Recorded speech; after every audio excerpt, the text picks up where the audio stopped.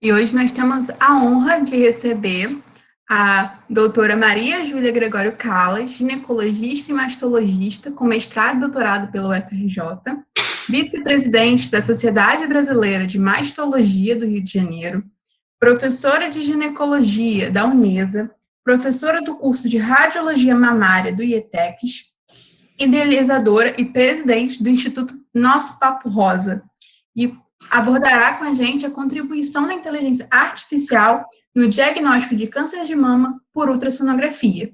E no segundo momento, nós teremos a honra de receber um convidado internacional, o Dr. Will Gomes Flores, lá do México, engenheiro em eletrônica e comunicações, com mestrado e doutorado em ciências e engenharia elétrica, bioeletrônica, pelo Simvestab IPN, professor titular no Simvestab IPN, Tamaulipas Campus, editor associado da revista Research on Biomedical Engineering, colaborador com o laboratório de ultrassom no programa de engenharia biomédica da COP-UFRJ, na linha de pesquisa de engenharia computacional. E falará com a gente um pouco mais sobre o Deep Learning para detecção e classificação dos tumores de mama na ultrassonografia. Com a senhora, doutora. Ok. Boa noite a todos. É um enorme prazer poder participar dessa reunião aqui com vocês, de poder estar conversando aqui junto com o Will também, que fez parte aí da minha tese de doutorado. Estou vendo que a turma é enorme, isso empolga a gente demais, eu acho que isso é fantástico, a ideia de vocês quererem saber, conhecer, interagir, trocar. Toda troca de experiência ela é sempre válida, e eu acho que a troca é multiprofissional, não só médicos com outros médicos ou com outros profissionais da área da saúde, mas sim a gente sair um pouquinho fora da caixinha e ter essa abordagem e ter essa troca com os engenheiros, os matemáticos, os físicos, só vão trazer benefícios aí para a gente na nossa caminhada, e no futuro, então, nem se fala. Não vejo inteligência artificial, não vejo o auxílio de computador como um concorrente, como alguém que vai tirar o nosso lugar, muito pelo contrário, ele vem sempre para auxiliar, né? Ele é um auxílio, ele está aqui para nos propor uma segurança maior, um auxílio. Então, sempre, qualquer procedimento onde a gente consiga quantificar algum resultado, ele vai ser benéfico para o paciente e para a gente que vai estar trabalhando com isso. Vou trazer de forma bem resumida uma questão que foi a minha questão da tese de doutorado, que eu vou trazer para vocês realmente bem resumidinha, onde eu tive a oportunidade de poder juntar essas duas áreas, a área da medicina e a área da física e da engenharia e da matemática, tá? Foi um pontapé inicial na possibilidade de se fazer sistemas computacionais para análise de ultrassonografia mamária, tá? Então, vou aqui começar aqui minha apresentação. Gente, vou botar a tela inteira, eu adoro aqui ficar...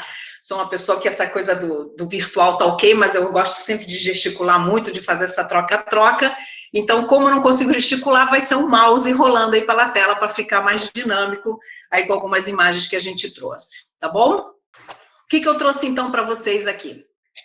Essa foi a minha tese, uma tese, vocês veem que tem um tempo já, isso foi em 2013, né? A professora Bianca foi minha orientadora também, uma pessoa de...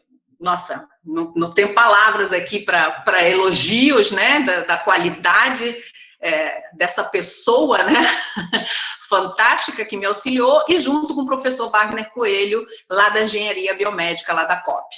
Então, a minha tese foi essa, a possibilidade muito inicial, tá, da avaliação de parâmetros morfométricos calculados a partir do contorno de lesões de mama em ultrassonografias, e tentar correlacionar esses parâmetros com a classificação do sistema BIRADS. Para quem não sabe, o sistema BIRADS é um sistema de classificação de imagens, ele serve para mamografia, para ultrassonografia e para ressonância magnética. É uma classificação americana, ela já tem tradução a vários idiomas, inclusive para a língua portuguesa, ok? Essas classificações vão de 0 a 6, e conforme a classificação, a morfologia dessas imagens, então essas imagens, essas lesões vão ganhando uma classificação. Esse trabalho que eu fiz me renderam alguns trabalhos, né, que estão aqui, vocês terão todos os acessos possíveis e imaginários, se assim desejarem, eu posso encaminhar isso para vocês, que foi muito gratificante no decorrer, realmente, da tese, né, da realização dessa tese. Então, o que é importante a gente sempre ter em mente? Ultrassom de mamas. Ultrassom de mamas é um método extremamente examinador e aparelho dependente. A mama, ela não é homogênea, a mama, ela não tem um padrão único, diferente da gente avaliar um fígado, diferente da gente avaliar um útero. As mamas são extremamente variáveis, de mulher para mulher, numa mesma mulher, dependendo da faixa etária e da vida dela, se essa mulher está amamentando, se ela está num período de menopausa, se ela está novinha menstruando, ela tem lesões benignas, ela tem lesões malignas. A literatura, de uma forma em geral, ela descreve como os principais características na diferenciação, na caracterização de uma lesão ecográfica entre benigna e maligna, o contorno dessa imagem, a margem dessa lesão, ela apresenta a maior sensibilidade numa classificação e a forma, a maior especificidade. Só que, como eu disse anteriormente, devido à grande variação e dependência do operador em realização desses exames, na realização dos exames de ultrassonografia mamária, os estudos interobservadores na literatura são extremamente variáveis. Primeiro, porque existem menos estudos interobservadores para o ultrassom. Existe muito estudo na mamografia, muito estudo na ressonância e menos no ultrassom. Mas olha só o que a gente tem, o índice de Kappa, que é o índice que faz o cálculo de avaliação interobservador, ele é muito variável, vai de 0 a 28, ou seja, um índice ruim, chegando a 0,83. E isso é baseado apenas numa avaliação subjetiva, ou seja, do profissional que está realizando esses exames, dos achados morfológicos daquela lesão. O estudo quantitativo do contorno de uma lesão pode ser uma ferramenta poderosa para auxiliar o radiologista. Vai diminuir a discordância entre os observadores e vamos ter uma coisa em mente: a quantificação é independente da experiência do operador. Isso é fundamental.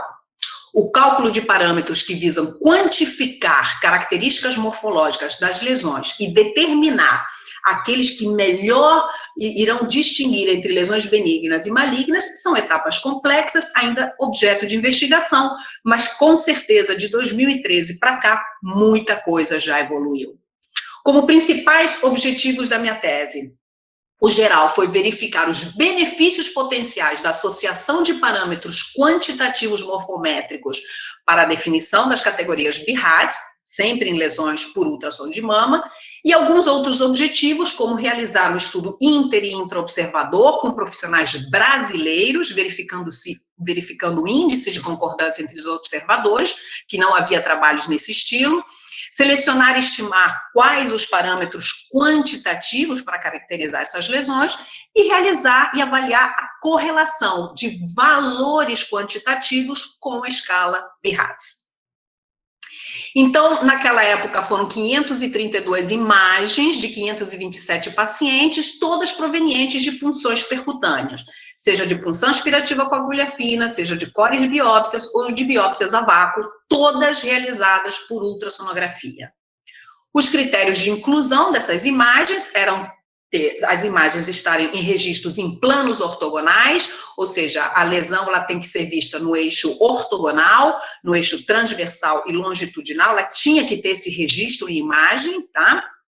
As medidas da lesão poderiam ser lesões sólidas, císticas, cistos simples, complicados ou complexos, né? A lesão sólida ou cística complexa, e os resultados cito- ou histopatológicos conclusivos, ou seja, um resultado de um parênquima mamário apresentando esclerohialinose não iria entrar, mas um resultado de um fibroadenoma, de uma adenose, de um carcinoma, de um tumor filoides, eram laudos conclusivos, então eles entraram para esse estudo.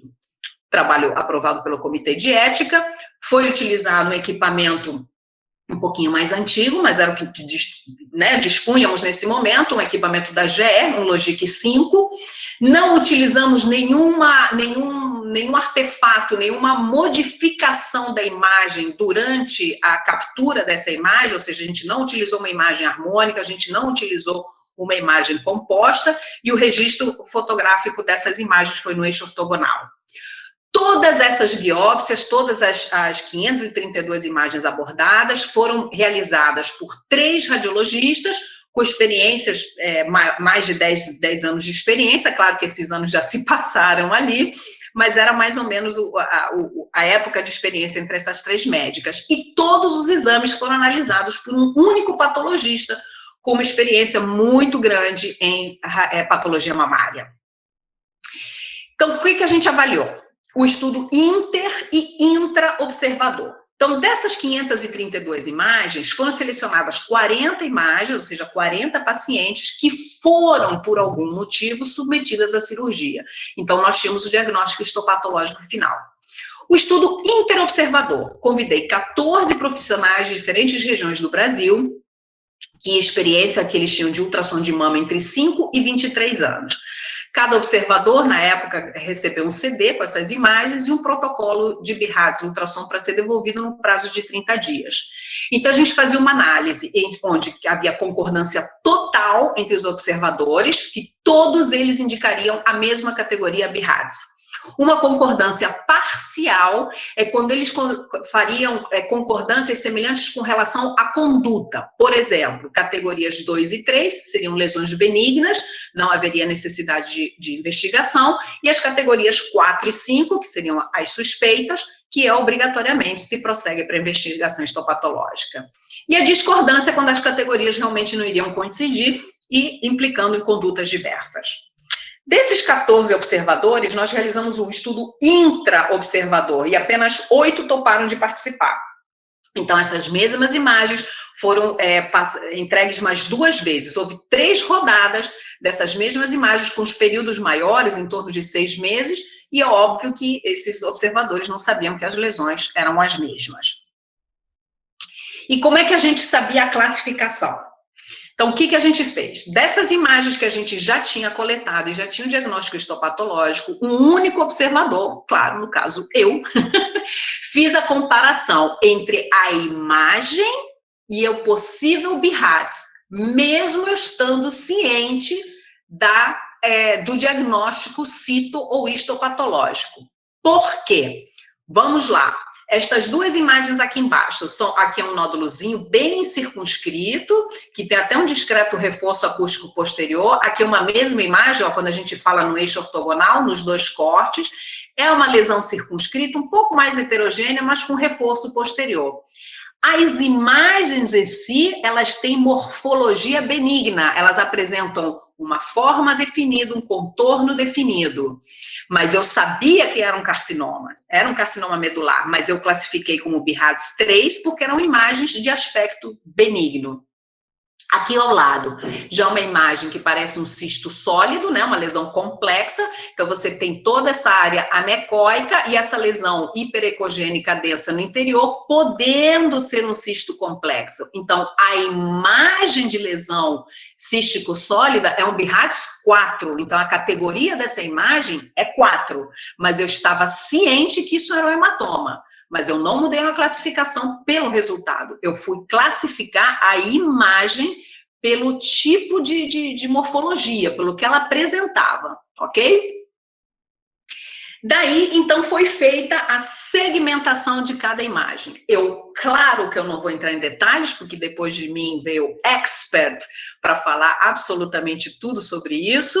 Não vou entrar em detalhes, mas essa segmentação foi feita pela equipe da COP, claro que eu tive todo esse auxílio, eram eles que faziam toda essa preparação, digamos assim, um tanto quanto matemática, né? Então, toda essa segmentação foi feita em todas as 532 imagens e foram extraídos atributos, foram selecionados algumas características morfométricas que estão aqui também descritas. Não vou entrar em detalhe, porque a gente não tem nem tempo para isto, tá? Mas, então, cada parâmetro foi avaliado em cada subdivisão. Então, nós tínhamos o parâmetro morfométrico da distância radial normalizada, e em cada um a gente fazia a média, a rugosidade, a entropia, a razão diária, o cruzamento e o desvio padrão. Baseado no esqueleto morfológico, ou seja, a esqueletização morfológica, e tudo tinha seus parâmetros. Então, aqui, baseado na distância radial normalizada. Aqui, quando a gente fez a avaliação do esqueleto morfológico, avaliação baseada no polígono convexo, que é essa imagem aqui, quando era uma imagem por fora desta lesão. Então, baseado no polígono convexo, tinham todas essas subdivisões, baseado em propriedades geométricas da própria imagem, ou seja, o perímetro normalizado pela elipse, a circularidade, a razão, largura, profundidade, ou seja, que a gente sempre faz como característica nossa, né, do profissional, do médico, no ultrassom, se a lesão ela é mais alta do que larga, que quando a lesão ela é mais alta, ela é comprida, ela é suspeita, quando ela é larguinha, né, ela fala a favor de uma benignidade, porque ela cresce expandindo o parênquima, e isso foi feito de forma quantitativa. E outros atributos importantes utilizados foram o número de protuberâncias e depressões, índices de lobulações e orientação, que estão aqui esquematizados. Então, cada cálculo foi feito para cada imagem de todos esses parâmetros. De uma forma em geral, dessas 532 imagens, a grande maioria era benigno, como é de se esperar, né? Sempre que a gente trabalha com procedimento invasivo, a grande maioria, a gente sempre vai ter um resultado mais para benigno do que maligno. Então, 359 benignos, 173 malignos. Avaliando a idade, as pacientes com malignidade tinham uma idade um pouco mais avançada do que as lesões benignas, o que já era de se esperar. O tumor benigno mais comum foi o fibroadenoma, e dos carcinomas encontrados, o mais comum foi o ductal infiltrante, hoje em dia chamado de carcinoma invasivo do tipo não especial. Com relação, então, às conclusões que nós tivemos com os estudos inter- e intraobservadores. Radiologistas brasileiros, muitas discordâncias, e isso é importante e grave, isso era importante, foi importante no momento e continua sendo importante nesta hora. Por quê? Porque devido a essa discordância, a essa variação, nós podemos ter uma perda diagnóstica, né? Ou seja, a gente não diagnostica bem, a gente ou não enxerga ou diagnostica errado, ou indica biópsia demais, muitas vezes desnecessária, também por vezes podendo causar iatrogenia, fora ansiedade e custos para paciente e para o sistema de saúde. Com relação já a resultados quantitativos, no estudo interobservador, daqueles 14 profissionais, quando a classificação BIRADS ela era dada 1, 2, 3, 4, o CAPA ele foi regular, foi em torno de 0,38.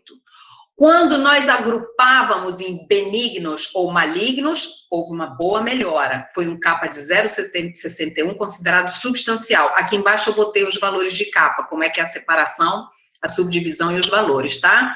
De 0,21 a 0,4, 0,41 a 0,6, 0,61 a 0,8, o forte. Quando a gente avalia o estudo intraobservador, ou seja, o próprio médico avaliando, ele se avaliando, perdão, ele mesmo avaliando as 3 rodadas das imagens, novamente, nós vemos que mesmo sendo individual, existe ainda um CAPA baixo, olha só, de 0,37, né? A gente ainda tem um CAPA de 0,37, um CAPA razoável, né? E chegando a 0,75 quando as classificações eram separadas, BIRADS 1, 2, 3, 4. Quando novamente agrupávamos em benigno ou maligno, esse CAPA aumentava consideravelmente. Ou seja, dizer câncer, não câncer, tá ok, é mais fácil para o médico conseguir falar, isso é suspeito, isto não é suspeito. Mas na subdivisão, principalmente daquela categoria 3 que merece um controle, daquela 4 que vai para uma biópsia, aí que começa a ter a perda e a falta de concordância. Então, como eu disse, todos esses parâmetros foram avaliados de forma quantitativa e, conforme a classificação BIRADS, eles tinham algum ajuste quantitativo, algum P significativo na diferenciação. Então, de todos os parâmetros avaliados, estes 5 parâmetros foram os que melhor reproduziram essa provável classificação BIHADS avaliada pelos parâmetros morfométricos. Então, novamente, aqui nós, além da avaliação quantitativa pelo BIHADS, nós avaliamos cada critério, cada parâmetro morfométrico com relação à sua acurácia, sensibilidade e especificidade, e estes realmente foram os que se destacaram para uma possível utilização no futuro. Então, como conclusão, os principais benefícios de se associar parâmetros quantitativos nas imagens de ultrassom é que sempre vamos apresentar os mesmos resultados para as mesmas imagens, reduzindo discordância dos observadores. Vamos aumentar o desempenho do sistema quantitativo, produzindo um sistema CAD, sistema computacional de auxílio, fazendo parte da inteligência artificial, que classifique as lesões segundo o sistema BIHADS. Porque quando a gente define benigno, maligno, ok. Quando a gente vai para a subdivisão do BIHADS, aí que a gente acaba perdendo um pouco esse diagnóstico. E sempre a possibilidade de ser uma segunda opinião para o especialista. Ele não substitui. O exame será feito, ele tem que ser avaliado por um médico, mas a possibilidade de uma análise quantitativa, de um sistema CAD, de uma inteligência artificial, no auxílio diagnóstico, será sempre muito bem-vindo. Algumas considerações finais. Dificuldades obtidas. Banco de dados diferentes, porções de cada classe diferentes, ou seja, não é que a gente tinha 20 categorias 2, 20 categoria 3, 20 categoria 4, 20 categoria 5, ou seja, havia uma proporção diferente, isso pode ter dado alguma modificação nesses resultados, fontes de imagens diferentes, ou seja, equipamentos diferentes, técnicas diferentes, e isso pode, às vezes, gerar alguma diferença, né, com relação a esses resultados. A seleção de atributos, ou seja, todos aqueles parâmetros que foram selecionados, por que esses, por que não outros, por que não acrescentar a avaliação da textura e não só do contorno da lesão. Ele, naquele momento, ainda não era viável para ser utilizado em tempo real, ou seja, aquela imagem ela tinha que sair do equipamento de ultrassom, ela tinha que ser processada, ou seja, ela tinha que ser segmentada, fazer essa análise quantitativa e para depois a gente obter esse resultado. Requer uma análise por computador complexa e muito demorada, naquele momento. O Will talvez tenha alguma coisa diferente disso para mostrar hoje em dia. Sucesso de um sistema CAD, depende. O CAD, gente, é o Computer Aided Detection, temos o Computer Aided Detection e o Computer Aided Diagnosis. Um vai dar onde pode estar essa imagem. É muito comum muito comum não, gente, ele é muito mais antigo, muito mais utilizado, por exemplo, na mamografia. Muitos equipamentos de mamografia, você tem lá o software que você aperta o botãozinho e ele vai marcar no filme da mamografia áreas que o operador, que o médico vai avaliar para ver se elas chamam atenção ou não, se precisa se fazer um complemento ou não, tá? E já no ultrassom, a ideia é a gente fornecer essa imagem para o sistema e o sistema nos devolver a possibilidade dessa classificação, ok? Então, o sucesso de um sistema CAD depende do desempenho do algoritmo de segmentação, isso é fundamental, da caracterização dessas lesões, do banco de dados, quanto mais extenso, melhor, da qualidade da imagem que é fornecida para essa segmentação e, claro, da capacidade do radiologista. E a utilização na prática clínica, o que nós pensamos disso? Vai ocorrer uma melhora na especificidade, um sistema disponível em tempo real no próprio equipamento de ultrassom, sonho de consumo de quem ama ultrassom como eu. Algumas adições de informações importantes, porque quando a gente está fazendo a ultra, é um exame dinâmico, né, um exame em tempo real, e a gente acaba trocando uma figurinha com o paciente. A idade, a história clínica, a história cirúrgica, outros métodos de imagem, o resultado de uma ressonância, o resultado de uma mamografia, alguma cirurgia prévia que ela tem. Então, a gente ter essas informações e ser interessante isso poder ser associado a esses sistemas computacionais. Pode ser utilizado como uma segunda opinião, ou seja, vocês veem que ele sempre vem ajudar o radiologista, uma segunda opinião, ele sempre vem para nos possibilitar um maior acerto, ok? E a ferramenta de ensino para radiologistas iniciantes, isso é fundamental. Tá na dúvida, você tem a segunda opinião do próprio equipamento. E trouxe também para vocês alguma coisa um pouquinho mais atual com relação a rastreio com ultrassom. É uma tecnologia nova, não especificamente de sistemas computacionais, mas que eu achei muito bacana. A gente aqui no Rio de Janeiro só tem um equipamento desse, tem um em São Paulo, um no Rio, e não sei se tem um em Brasília, mas é uma coisa que está chegando devagarzinho, mas talvez vem para ficar. É porque ainda realmente é caro.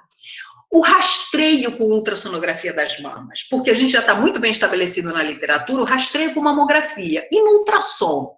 Vai ter o rastreio com ultrassom? Existe alguma indicação de rastrear a paciente, ou seja, a mulher assintomática, sem lesão nenhuma, sem sentir absolutamente nada? Por que nós faremos um rastreio com ultrassom se já existe a mamografia? A literatura mostra que o rastreio com ultrassom está muito bem indicado para aquelas pacientes que têm mamas densas à mamografia, onde a gente perde diagnóstico na mamografia. Então, aqui, pelo próprio Colégio Brasileiro de Radiologia e Sociedades de Gineco e de Masto, ele já está indicado o rastreio para o ultrassom para aquelas mulheres com risco... para o risco populacional normal não tem, só para aquelas mulheres com risco aumentado, que seriam aquelas mulheres com mamas densas. E aqui uma literatura de revisão bibliográfica, então a gente vê um aumento da taxa de detecção de câncer associando ultrassom de rastreio em pacientes com mamas densas, olha, de 1,9% a 4,2%. Então, mamas densas, rastrear com ultrassom. E por que eu estou falando isso tudo? Porque a gente tem uma nova tecnologia que é a ultrassonografia automatizada das mamas, que ainda não tem o sistema CAD nesses sistemas, mas ela faz muita coisa já de forma automatizada. Isso tem já trabalhos publicados, tive a oportunidade de sair, esse trabalhinho aqui agora foi em 2019, onde a gente falou sobre as limitações técnicas da ultrassonografia automatizada, e esse último trabalhinho aqui, mostrando comparando, né, o profissional realizando o exame, a ultrassonografia automatizada, que a gente chegou a uma acurácia de 81%, e essa vai ser publicada já na RBGO. E para vocês terem uma ideia de como é que é esse equipamento, esse é o aparelho que a gente tem lá na clínica, então esse aqui é o equipamento, é o transdutor, tá? E essa aqui é a primeira telinha que o técnico, qual é a vantagem disso? Que é um técnico ou tecnólogo ou biomédico que vai realizar esse exame, a gente não precisa do médico, o médico ele fica liberado para só analisar as imagens. Então esse aqui é o equipamento, gente. Aqui fica oh, meu Deus. Me deu branco. Bom, daqui a pouco vem. Isso aqui fica coberto aqui no aparelho, que é cheio de gel, a gente coloca gel aqui por baixo e faz uma ligeira compressão na mama da paciente, tá? Isso aqui tem uns botõezinhos que a gente faz uma ligeira compressão na mama da paciente, e olha que tá vendo, a técnica que faz o exame, ela posiciona na mama e o ultrassom é automático. Então, só para vocês terem uma ideia, aqui é o transdutor normal, que a gente utiliza no equipamento normal, e olha o tamanho do ultrassom na ultrassonografia automatizada, ele tem 15 centímetros, então ele faz essa varredura sozinha, automatizada. Normalmente a gente faz 3 aquisições, AP, quadrante medial e quadrante lateral, então a gente tem essas 3 imagens, que a gente pode ver elas separadas ou todas juntas. Então, quais são as vantagens do ABLS? É assim que ele é chamado, ultrassonografia automatizada ABLS. Ele separa a aquisição da interpretação. Então, o técnico adquire e o médico interpreta. Aumenta a reprodutibilidade, reduz a dependência do operador e o tempo do médico, porque a gente consegue enxergar a mama como um todo. É muito mais rápido de se avaliar, com muita mais qualidade de imagens. Nos possibilita a reconstrução multiplanar, principalmente a vista coronal, que é essa daqui, que é como se a gente estivesse vendo assim por cima, tá? E é indicado já nos Estados Unidos desde 2012 como método de rastreio em mamas densas. Limitações, não vamos ver a região axilar e realmente ter um custo elevado. Só para vocês terem uma ideia da imagem, É uma das formas que a gente pode ter essa apresentação, tá? A gente pode botar na tela do computador da forma que a gente quiser. A única coisa que a técnica faz, além de adquirir a imagem, ela marca o mamilo pra gente. Ela faz uma marquinha com o dedo mesmo, ela bota ali onde é o mamilo.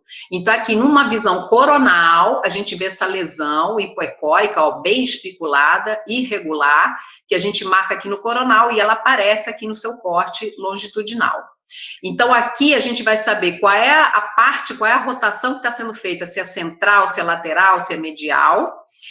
E quando a gente marca a lesão em qualquer eixo que seja, ele já nos dá aqui de forma automática, ele já marca onde ele está e ele vai dar a posição pelo relógio, a distância da papila e a distância da pele de forma automática. A gente não precisa medir absolutamente nada, isso já vem. Marcou a lesão, já vem no computador essa informação. Quando temos mais de uma lesão, elas ficam marcadas, as lesões, então elas ficam tanto marcadas na caixinha do rastreio, como na incidência coronal, e a gente consegue avaliar cada uma separadamente. Aqui é um caso nosso, que a gente acabou apresentando num congresso, uma paciente que já tinha feito o ultrassom, foi dado como normal pelo primeiro observador, né, ultrassom handheld, feito pelo profissional. Quando a gente viu, a gente achou essa imagenzinha um tanto quanto especulada, ela tinha a sua correspondência nos dois eixos ortogonais, longitudinal e transversal, ou seja, era essa projeção de sombra irregular. Chamamos essa paciente de volta, fomos para o ultrassom direcionado, a gente viu essa lesão, uma lesão suspeita, feia, orientação vertical, projeção de sombra irregular, fizemos o procedimento de core biópsia e confirmou um carcinoma ductal infiltrante, que na realidade foi visto pelo ultrassom automatizado e o primeiro profissional que fez o exame não viu. Futuro, acho que o Will vai ter bastante coisa, mas questiono-se assim, será que superpoderes? A tecnologia evolui, mas sempre a favor do médico, ela vai estar sempre para auxiliar. Vou encerrar, eu queria mostrar um vídeo de 1 minutinho só para finalizar com relação ao EIBOS, mas eu acho que isso fica para todos. E quem está aqui, então, essa turma recheada aí, que eu fiquei super feliz, mas a última palavra não pode ser diferente. De médico, físico e louco, todo mundo tem um pouco. Olha nós aqui, tá? Então, esse é o transdutor convencional, que o foco vai sendo emitido, vocês vão ver o tamanho. E aquele transdutor grandão era ali, ó. Esse é o transdutor, ele já faz a aquisição da imagem composta, ou seja, todos os feixes de ultrassom, eles vão em várias direções, ao mesmo tempo, com isso você tem uma resolução melhor dessa imagem, e ele faz esse rastreio, ó. Então, a gente dá uma ligeira compressão, e você vê que ele se acomoda mais, ele tem um formato, né, mais adaptado a essa compressão, faz a aquisição da imagem, e só para vocês verem a manipulação na tela. Então, enquanto ele vai varrendo, ele vai fazendo essa varredura, a imagem ela vai surgindo como um bloco mesmo. Então, a gente pode ter essa imagem tanto em 3D, como em todos os cortes, a gente pode fatiar essa imagem quantos cortes a gente quiser. Tá? Então, só para vocês verem aqui, ó, aqui é a manipulação. Então, isso aqui é a manipulação, a gente pode melhorar o contraste, o brilho, a gente consegue ver só o coronal, a gente consegue ver só aqui embaixo agora, é muito rápida a imagem. A gente pode mudar a forma de visualização. E aqui é o equipamento finalzinho. Era só para vocês terem uma ideia da dinâmica da coisa. Gente, a minha apresentação era essa, espero que tenha valido aí para vocês. Vou passar logo para o Will, que aí depois a gente tem uns minutinhos aí para conversar, tudo bem? Sim, professora, eu ia falar isso mesmo com a senhora. Então tá, obrigada. Obrigada, senhora. Pode começar, professor. Tá bom, muito obrigado. Eu vou compartilhar minha tela. Então, muito obrigado pelo convite para essa aula que é interessante tudo que a Júlia falou. Acho que eu conheço a Júlia há mais de 10 anos, né? A gente tem trabalhado junto em várias coisas e ela tem usado os métodos que a gente tem desenvolvido lá no laboratório de ultrassom com o professor Wagner. E, bom, tudo o que vou apresentar agora são trabalhos recentes, coisas que a gente está fazendo e também que no mundo inteiro se está se fazendo, né? Tudo relacionado ao ultrassom de mama, nesse caso. Então, o nome da minha aula é o Deep Learning para detecção e classificação de tumores de mama em imagens de ultrassom. Bom, então, eu vou falar um pouquinho só sobre o visual no mundo, como está o câncer de mama agora, né? Esses dados eu tirei desse site aqui, que é o Globocan, que tem um registro muito bom de todo tipo de câncer, e se vocês procuram sobre o câncer de mama, dá para ver, né? Esse mapa aqui, dá para ver a quantidade, nesse caso a incidência de câncer de mama. Esse aqui é o número de casos por cada 100.000 mulheres, não? Então, dá para ver, né, que nos países mais desenvolvidos é um problema bem sério, né, bem forte, né? Aqui, por exemplo, no Brasil, tá mais ou menos, eu acho que pela cor, tá aqui 87, né? E aqui no México, onde eu moro, né, tá mais ou menos um pouquinho mais para baixo, né? Mas mesmo assim é um problema, né, que dá para ver que é um problema de saúde pública. E esse mapa aqui é a mortalidade, né? Então, mais ou menos dá para ver que é a mesma tendência. Se tem muita incidência, então também tem muita mortalidade. O que é curioso, né? É que, por exemplo, na Argentina, a mortalidade é muito alta, né? Dá para ver que é 41 casos, né, por cada 100.000 mulheres. Então, é por isso que muitos governos, aqui no México é assim, né? O governo tem muito interesse em investir em tecnologia para ajudar para a detecção precoce do câncer de mama. Agora, o câncer de mama é a segunda causa de morte por câncer em mulheres, né? No mundo, em geral, né? Aqui no México, acho que é a primeira causa de morte por tumores malignos. Então, é um problema muito forte. E a gente, o que tenta fazer é contribuir um pouquinho, né, com a tecnologia para ajudar aos médicos para detectar essa doença em um estágio inicial. Bom, então, para o diagnóstico do câncer de mama, a Júlia já falou, né, bastante. Geralmente vamos ter o exame físico, né, que a mesma mulher, o médico vai fazer o exame palpando, né, a mama, tentando achar alguma massa. E, bom, agora vou falar um pouquinho da biópsia, né, que também a Júlia já falou, né, que é só pegar um pouquinho do tecido só para saber qual é esta patologia da lesão. Mas, enquanto às técnicas de imagem, bom, geralmente vamos ter o que é mamografia, que são os raios-x, e ultrassom, que são ondas de alta frequência. Então, aqui ponho duas imagens que dá para ver como que é a mamografia, né? Por exemplo, aqui nesse quadrinho tem uma lesão bem feia, né, um câncer. E no caso de ultrassom, a imagem é desse estilo aqui também, dá para ver que uma lesão feia, né, também um câncer. Então, cada um deles tem suas vantagens e desvantagens, né? A mamografia é a técnica, vamos falar, a principal para a detecção precoce do câncer de mama. Isso porque é capaz de detectar nódulos não palpáveis, nódulos muito pequenos, câncer que está começando num tamanho muito pequeno, né? Também é capaz de identificar microcalcificações, que é um sinal que pode desenvolver um tumor, né, no futuro. As desvantagens é que não pode fazer esse estudo muitas vezes, né, porque tem radiação ionizante, ela vai acumulando no corpo. E a Júlia já falou isso, quando a mama é muito densa, às vezes não dá para enxergar o que tem, né, fica muito branco a imagem, então não dá para ver se tem uma lesão, né, aí fica oculta. No caso de ultrassom, é um método que se fala que é coadjuvante à mamografia, né? E é muito bom para caracterizar essas massas palpáveis, porque dá para distinguir se essa massa é um cisto ou é um nódulo sólido. E é muito bom para examinar as mamas densas, geralmente de mulheres jovens. A desvantagem é que não detecta microcalcificações. Isso é porque o comprimento de onda do ultrassom não enxerga essas estruturas pequenas, né? Bom, então, eu vou falar sobre essa parte aqui, né, sobre o ultrassom de mama. E, continuando com a aula da Júlia, então, isso aqui é o que seria um sistema que nós falamos CAD, que é diagnóstico assistido por computador. E se a gente vai na definição do que é um CAD, é um diagnóstico emitido por um radiologista assistido por um sistema computacional.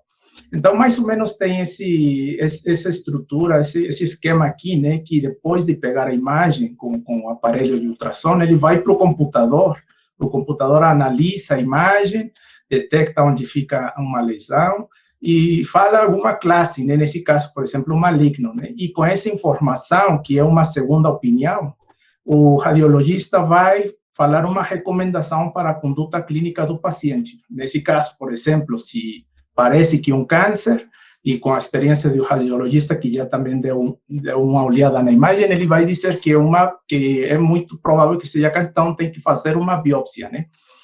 Então, como já falou Julian, não é um sistema para tirar o médico do diagnóstico, é para assistir ele, né? E também tem muito potencial para reduzir essa variabilidade intra-observador que acontece, né? Porque a gente erra, né? Às vezes. Então, ajuda muito para isso. Agora, dentro desse sistema computacional, geralmente vamos achar uma inteligência artificial, né? Que a inteligência artificial é um conceito muito amplo, né? Mas, no caso que estamos trabalhando agora, é que vamos geralmente achar agora uma inteligência baseada em deep learning, tá? Então, deep learning simplesmente é uma técnica relativamente nova que começou para fazer análise automática das imagens, tá? Então, vou falar um pouquinho agora sobre isso. Então, o que é o deep learning? É um subcampo da inteligência artificial em que uma máquina aprende por meio de hierarquias de conceitos com diferentes níveis de abstração. E o que é diferente do jeito que tradicionalmente a gente fazia é que o deep learning evita a necessidade de especialistas para especificar todo o conhecimento. Então, na aula da Júlia, ela mostrou, por exemplo, que ela usou um método de segmentação que a gente fez lá no laboratório. Esse método, a gente que construiu, né, com nossa experiência e com a experiência da Júlia, achando que era o melhor algoritmo para descrever o contorno da imagem. Então, por exemplo, antigamente a gente fazia nossos sistemas baseados em engenharia humana, né? Nós fazíamos cada módulo desse CAD, tá? Primeiro o pré-processamento, que a gente tinha que filtrar a imagem, melhorar o contraste, depois fazer um método de segmentação, que geralmente era semiautomático, porque aí o radiologista tinha que botar uns pontinhos só para marcar uma região de interesse e depois fazer o análise só nessa região. Então, era bem difícil fazer tudo automático, né? E depois de pegar a região do tumor, tínhamos que fazer extração de características que são aquelas que a Júlia falou agora, né? Todo esse listado de parâmetros morfológicos e também de textura que a gente tem que calcular, mas tudo isso, alguém que fez, alguém que programou, né? Com a experiência e achando que esse parâmetro faz uma boa descrição da imagem, tá? E tudo no final é usado para um classificador, né? Esse classificador somente vai dizer qual é a classe da imagem que tem aqui na entrada, né? Se é benigna ou maligna. Agora, o Deep Learning veio substituir tudo isso, né? Agora, a gente só olha um bloco só, onde a imagem crua entra no sistema, vai fazer todo um processamento dentro e vai tirar aqui um vetor de características ou parâmetros que aprendeu automaticamente da imagem que está olhando aqui na entrada. Então, o Deep Learning, sempre vamos olhar várias camadas ou níveis de abstração. Em cada nível, tem uma descrição da imagem que vai ficando mais fina, né? E aqui no final fica uma descrição muito fina sobre o tipo de imagem que está aqui na entrada, né? Então, por exemplo, aqui no início tem uma descrição muito geral, e assim vai avançando, né? Até ter uma descrição muito, muito fina, e no final tem o mesmo classificador de sempre. Bom, agora, dentro do Deep Learning, tem muitas técnicas, né? E para o caso de análise de imagem, temos o que são as redes neurais convolucionais, tá? Então, esse tipo de rede aprende automaticamente características a partir de uma imagem, tá? Uma imagem que é crua. E, através de diferentes camadas de convolução e agrupamento, vai extraindo características em diferentes níveis, tá? Então, uma convolução é simplesmente um filtro. Então, essa imagem aqui no início, ela é composta em vários canais, tá? Vários canais que fazem uma descrição muito específica dessa imagem. Depois, o agrupamento, o único que faz é reduzir o tamanho da imagem para passar para a próxima camada de convolução. E, de novo, ali faz vários filtros, decompor a imagem em outros vários canais, e, de novo, fica um pouquinho menor, e vai assim até o final, tem um vetor de características que vai a descrever essa imagem aqui. E já na saída tem uma rede, que é um classificador, uma rede totalmente conectada, e aqui vamos ter a classe, ou a probabilidade de alguma classe que seja essa imagem aqui. Então, para dar um exemplo um pouquinho que seja mais claro para a gente, eu vou botar isso aqui, que é um exemplo muito clássico, que é o reconhecimento de dígitos manuscritos, né, que para a gente é muito fácil entender o conceito. Então, a ideia é que se a gente tem uma imagem com um número que alguém escreveu, então, na primeira camada da rede, ela é filtrada. Então, se vê nessa imagem aqui, ela tem várias versões dessa imagem, que cada uma delas descreve um pedacinho dela, né? Por exemplo, se tem uma borda numa orientação, sei lá, uma manchinha. Então, aqui tem uma descrição muito geral na primeira camada. Depois, essas imagens vão para um tamanho menor e vão para uma segunda camada de convolução. Então, aqui, essas imagens voltam a ser filtradas e tem uma descrição mais fina, né? Um nível mais fino, um nível de abstração maior. E assim, de novo, fica um pouquinho menor e vai para a terceira camada. E assim, até no final, tem esse padrão aqui, que vai a descrever essa imagem aqui na entrada. Então, é um padrão que para a gente não significa nada, mas para a rede neural que tem no final, significa alguma coisa. Então, ela que vai falar, essa imagem aqui é um 0. E se, por exemplo, vamos variando a imagem, então dá para ver como vai variando esses mapas de características, e cada um deles contribui com um padrão diferente aqui, que é usado para a classificação desse dígito. Então, basicamente esse é o processo que a gente vê numa rede neural convolucional, né? Agora, quando a gente aplica isso para as imagens de mama, então só temos que responder duas perguntas. Primeiro, onde fica a lesão? Então, se a gente tem essa imagem aqui, o sistema agora vai detectar automaticamente onde fica uma lesão, né? Antigamente, a gente tinha que botar uns pontinhos aqui e depois analisar só uma região. Agora, a gente só bota a imagem completa e o sistema, baseado em redes neurais, vai colocar aonde que está a lesão de maneira automática.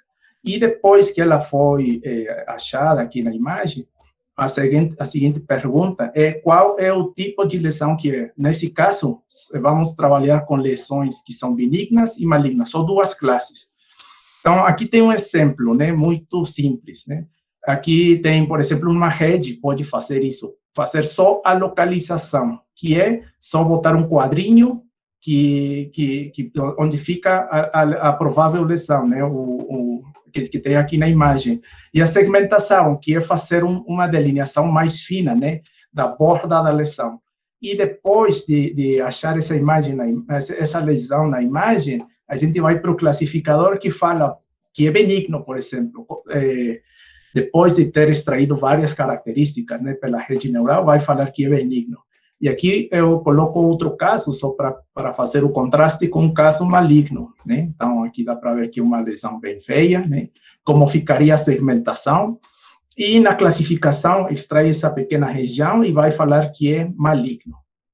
Bom, então, vou falar agora um pouquinho como é que a gente treina, né? Treinar para a gente como ensinar para o CAD para saber o que está olhando na entrada, tá? Então, vou dar dois exemplos. O primeiro é sobre a segmentação. Nesse caso, a rede CNN, que para segmentação, a entrada é uma imagem e a saída tem que ser outra imagem. É por isso, então, que tem uma rede que desce, né, vai extraindo características, e depois tem outra rede que sobe, que vai a deixar a imagem ao mesmo tamanho da entrada, né? Então, temos esse processo sempre, que falam que é um encoder, decoder. E no primeiro processo, a gente cria uma estrutura de rede neural tipo assim, né? E tem parâmetros iniciais, né? Então, no processo feed-forward, a imagem é apresentada na rede e a rede vai dar uma saída, né? Onde ficaria a lesão, né? Depois, tem um processo onde vai corrigir se teve erros. Então, é o processo de backpropagation. Nesse caso, a saída da rede é comparada com uma referência, e nesse caso, a referência é fornecida por um radiologista, né? Um radiologista que teve que marcar o contorno da lesão.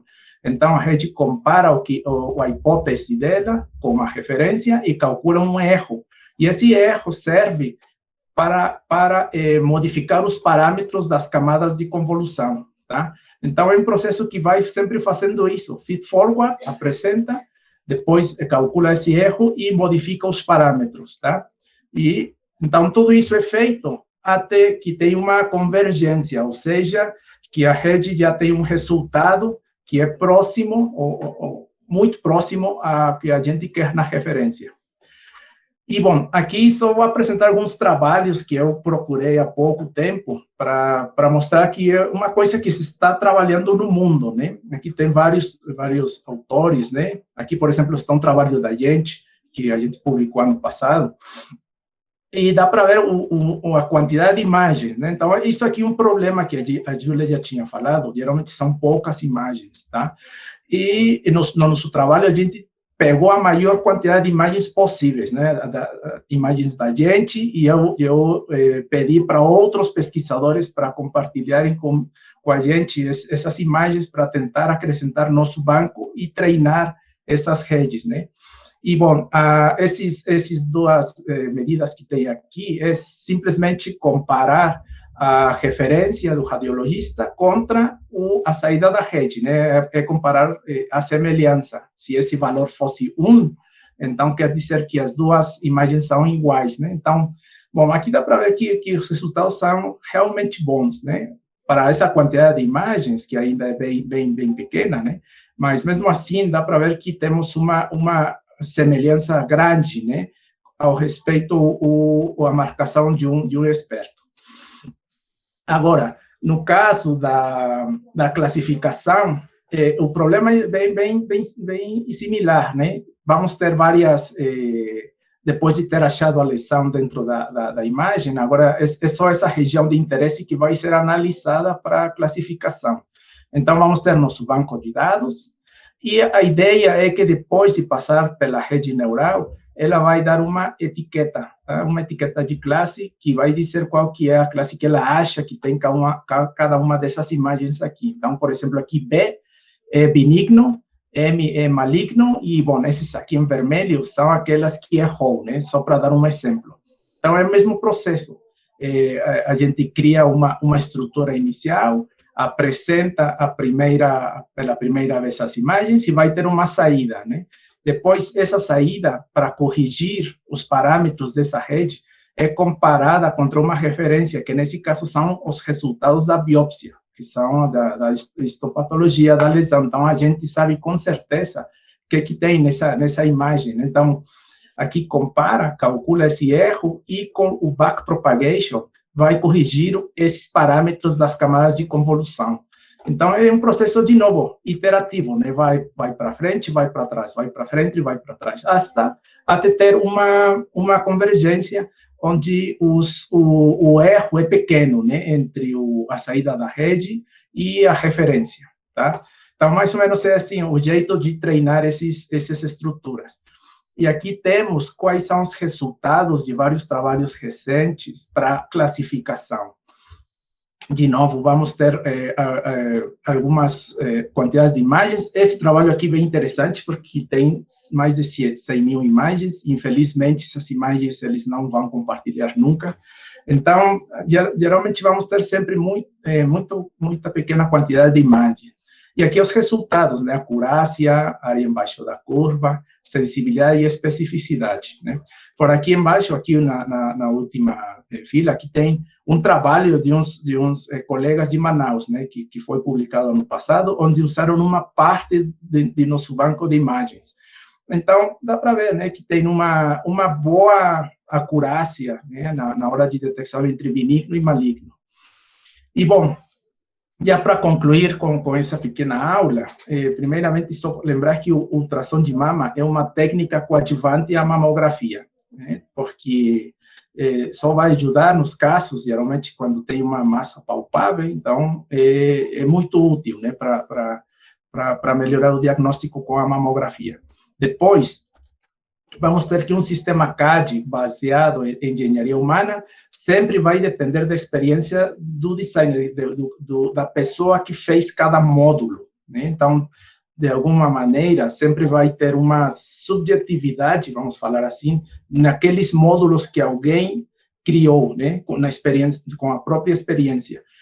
Então, temos que o Deep Learning vai reduzir essa dependência de um especialista no desenvolvimento do CAD, porque ele vai aprender tudo, né? E como aprende diferentes níveis de abstração, né? Em várias camadas dessa rede neural, então vai extraindo aos poucos características cada vez mais finas até ter um vetor que tem uma descrição dessa imagem. Agora, esse vetor para a gente não significa nada, né? É uma coisa muito... É como se fosse uma caixa preta, né? Não sabemos o que é. Mas, para a rede, é uma coisa que entende e é uma descrição muito poderosa, né? Para classificar. Temos que o desenvolvimento de um sistema CAD sempre tem sido interdisciplinar, ou seja, que vai ter uma parceria sempre entre o que é engenharia e saúde, né? A gente vai precisar muito da colaboração dos médicos, tá? Para pegar imagem, para pegar os laudos, né? Para saber se o que estamos fazendo está certo, né? Então, sempre vai ter essa parceria. E temos que as redes neurais para detecção do câncer de mama, de acordo com esses resultados que temos, né, que são resultados só de laboratório, mas dá para ver que tem um grande potencial na prática clínica, né? E os desafios futuros, isso aqui já falou a Júlia, né? Temos que gerar uma grande quantidade de imagens para treinar esses sistemas CAD, porque se temos mais casos, ele vai aprender melhor, né? Às vezes ele agora não está pegando alguma coisa, provavelmente porque está faltando um caso desse tipo, né? Então temos que de algum jeito, gerar mais imagens. Isso aí é bem complicado, mas estamos trabalhando nisso. E essa aqui é outra coisa que também já falou a Júlia, que é desenvolver sistemas CAD que sejam concordantes com o sistema BIR-RADS, né? Por enquanto, a grande maioria dos CADs que estão na literatura são só para classificar benigno ou maligno, mas seria muito bom, com essa tecnologia aqui de Deep Learning, fazer sistemas que não somente falem benigno ou maligno, senão que falem aquelas categorias BIR-RADS que dão uma probabilidade, né, de malignidade, ok?